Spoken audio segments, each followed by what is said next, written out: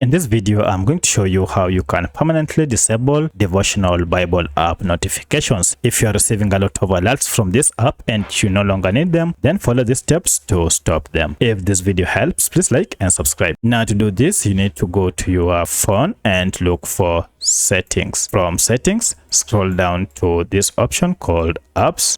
Now under apps, go to manage apps or all apps.